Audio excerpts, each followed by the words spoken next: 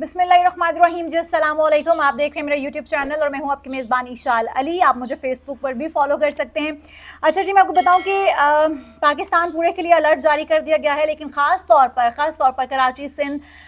के जो मखसूस इलाके हैं जहां पर हमेशा हम देखते हैं कि पानी का बहाव बहुत ज़्यादा रहता है, थोड़ा सा भी भारत की जानिब से पानी छोड़ दिया जाए तो उन इलाकों में सैलाब की सूरत हाल बन जाती है। उन इलाकों के लिए ख़ास तौर पर अलर्ट जारी कर दिया गया है। ये समुद्री तूफ़ान है बाइपर जॉय, जिसको नाम दिया जा रहा है। इसने पाकिस्तान का रुख कर लिया और अब बताया जा रहा है कि 15 से 16 जून तक 15 से 16 जून के दरमियान ये तूफ़ान जो है पाकिस्तान के बहुत से शहरों को अपनी लपेट में ले सकता है। साहिल के जो इलाके हैं, साहिल समंदर के जो करीब करीब आबादियाँ हैं, उनको खाली करवा लिया गया है। उसके अलावा जो है वहाँ पर जितने सयाह जाते थे घूमने फिरने के लिए, लोग जो है वो मकामी लोग घूमने फिरने के लिए, तफरीह के लिए जाते थे, उनको भी अलर्ट जारी कर दिया गया कि वो उस तरफ ना जाए। मेरे ख्याल में लोगों को इस चीज़ का ख्याल रखना चाहिए। हमारे लोग क्या करते हैं कि जब हम देखते हैं कि इस तरह का कोई अलर्ट जारी किया गया है ना, तो हमारे अंदर तजस्सुस जो वो पैदा हो जाता है। हम तजस्सुस के हाथों मजबूर होकर उस एरिया में जाते हैं और ज़रूर देखते हैं कि यहाँ पर क्या हुआ है। उस भगदड़ में बहुत सारा नुकसान भी होता है और जो इंतज़ामिया है, जो पुलिस है या जो PGMA के इदारे जो काम कर रहे हैं, उनके लिए मुश्किलात हम पैदा कर देते हैं कि वो सिक्योरिटी और जो हिफाजती बंद बांध रहे होते हैं वो उनको यकीनी नहीं बना पाते हैं। तो मेरे ख्याल में हमें थोड़ा सा एहतियात करने की ज़रूरत है। ये जो जिसको बाइपर जॉय नाम दिया जा रहा है, ये बहुत ही शदीद लहरों वाला तूफ़ान होगा। तबाहकुन तूफ़ान से बचने के लिए सिंध हुकूमत ने साहिली इलाके, जैसा कि मैं आपको बता रही हूँ, कि खाली करवा लिए हैं। और जो रिपोर्ट है वो ये बताती हैं कि इस जो मुआशी मसाइल का शिकार मुल्क है वो दोबारा से तबाही के धाने पर पहुँच सकता है अगर एहतियात ना की गई। जिस तरह से जो बहुत सारे इलाके हैं वहाँ पर पानी के रेले गुजरने के खदशात हैं, वहाँ पर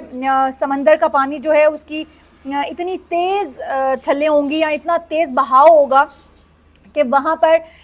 किसी भी तरह का नुकसान जो है वो हो सकता है। वज़ीर बराए मौसमियाती तब्दीली शरी रहमान ने भी इस हवाले से ट्वीट किया है और वो कहती हैं कि बाइपर जॉय साइक्लोन की दर्जा बंदी शदीद तरीन दर्जे में की गई है और इसके बारे में कोई भी पेशगोई मुश्किल है। ये भी कहती हैं कि घबराहट सूदमंद नहीं, लेकिन बेखबरी में निशाना बनने से बेहतर है कि आप बाखबर रहें और इस से निकल सकें। अच्छा जी, सिंध और बलूचिस्तान के तमाम जो महकमे हैं, हाई अलर्ट उनको जारी कर दिया गया है। तमाम जो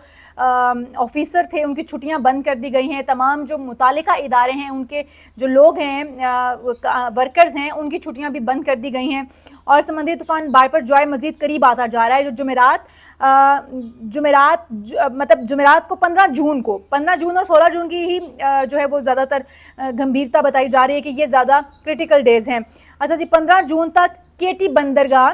ठट्ठा से टकराएगा। अच्छा जी, केटी बंदरगाह ठट्ठा से ये टकराएगा और बहेरा अरब में बनने वाले समुद्री तूफ़ान बाइपर जॉय का रुख गुज़श्ता 12 घंटों के दौरान बदस्तूर शिमाल की जानिब रहा है और अब इसका फासला कराची से 600 किलोमीटर है, जबकि ठट्ठा से यानी कि केटी बंदरगाह से इसका फासला 580 किलोमीटर रह गया है।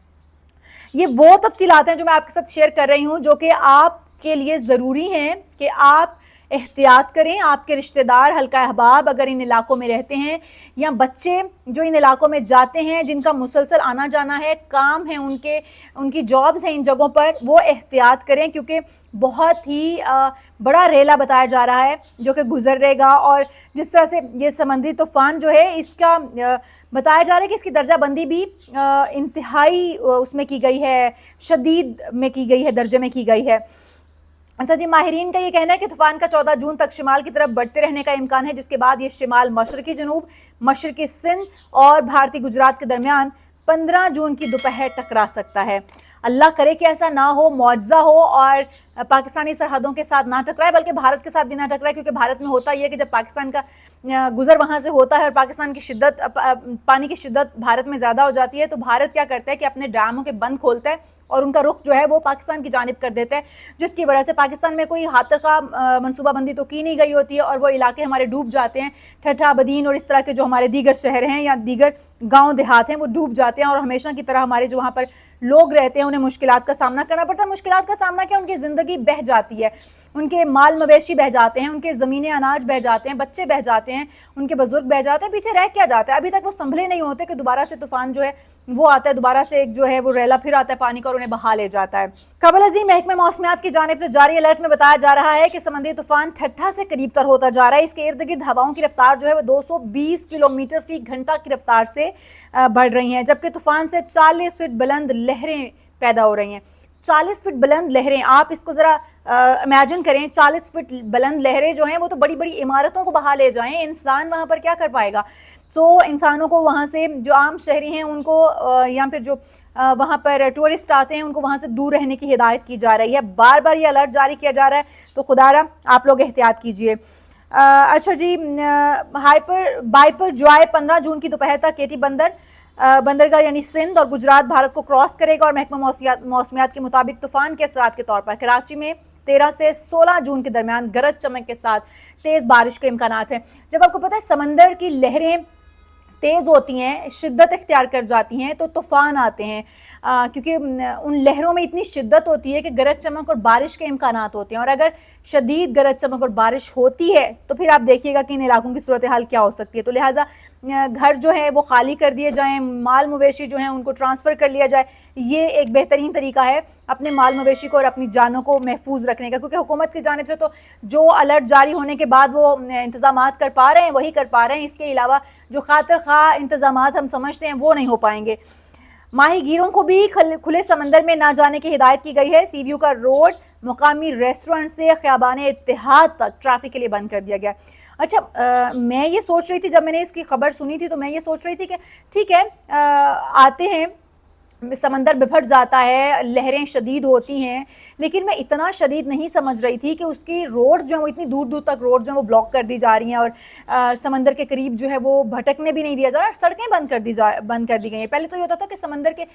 ساحل سمندر کی سطح پر کوئی نہ جائے، جہاں پر لوگ جو ہے وہ واک کر رہے ہوتے ہیں ان جگہوں پر کوئی نہ جائے، یا پھر ماہی گیروں کو منع کر دیا جاتا ہے کہ کھلے سمندر میں وہ نہ اتریں۔ لیکن اس وقت تو آپ دیکھیں عبدالستار ایدی ایوینیو پہلے ہی سحر موڑ پر بند کیا جا چکا تھا، جبکہ ڈولمن مال کلفٹن سے آنے والی ٹریفک کو بھی سبا ایوینیو کے راستے خیابان اتحاد کی جانب موڑا جا رہا ہے۔ یقینی طور پر جو ہے وہ ایمرجنسی الرٹ جاری کر دیا گیا ہے۔ سندھ حکومت کے جو اقدامات ہیں وہ تو کیے گئے ہیں، کیونکہ چھٹیاں منسوخ کر دی گئی ہیں، افسران کی جو ورکرز ہیں ان کی بھی چھٹیاں کینسل کر دی گئی ہیں،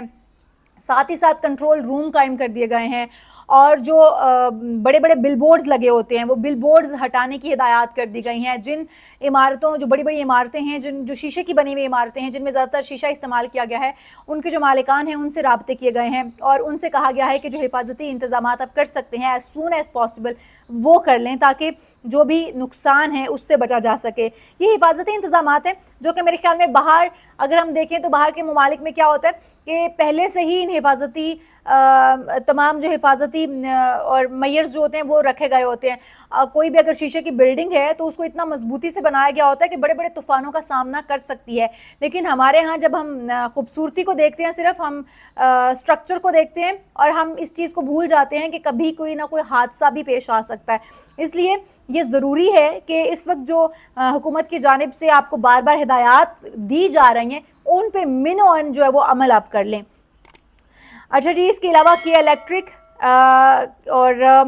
کے سی او جو ہیں ان کو بجلی کے کھمبوں سے جانوں کا تحفظ یقینی بنانے اور پمپنگ سٹیشنز کو بلا تعطل بجلی فراہمی یقینی بنانے کا حکم بھی صادر کیا گیا ہے، کیونکہ ہمارے ہاں ہوتا یہی کہ جیسے تھوڑی سی صورتحال خراب ہوتی ہے تو بجلی سب سے پہلے چلی جاتی ہے، گرڈ اسٹیشن جو سب سے پہلے بند ہو جاتے ہیں، ان میں کوئی نہ کوئی تکنیکی خرابی ہو جاتی ہے۔ تو ساتھ ہی ساتھ انہوں نے کے الیکٹرک کو بھی سی او کو بلا کر ان کو بھی ہدایات جاری کر دی ہیں۔ محکمہ موسمیات کا مزید یہ کہنا ہے کہ سائیکلون لینڈ فال جنوب مشرقی سندھ یا گجرات ریجن کے درمیان کہیں متوقع ہے۔ آنے والے دنوں میں سائیکلون کے ٹریک میں مزید تبدیلیاں متوقع ہیں، پتہ نہیں کہاں کہاں کس کس کو ہٹ کرنے جا رہا ہے یہ سائیکلون، لیکن یہ سائیکلون جو بہت ڈینجرس ہے اور اس سے بہت سارے نقصانات کا اندیشہ جو ہے بتایا جا رہا ہے۔ اس بات کا بھی امکان ہے کہ 14 سے 16 جون تک کراچی میں آندھی چلے گی اور کبھی تیز اور کبھی ہلکی بارش ہوگی، اور کراچی کی صورتحال آپ کو پہلے ہی پتہ ہے، ہلکی سی بارش ہو جائے نا تو وہاں پر پانی جل تھل ایک ہو جاتا ہے،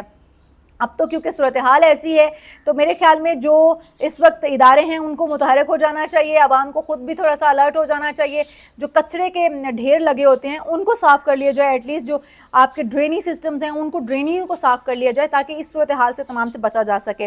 دوسری جانب جی کمشنر کراچی کی جانب سے شہر بھر میں بل بورڈز اتارنے، جیسا کہ میں آپ کو بتا رہی تھی، یہ بھی احکامات جاری کر دیے گئے ہیں،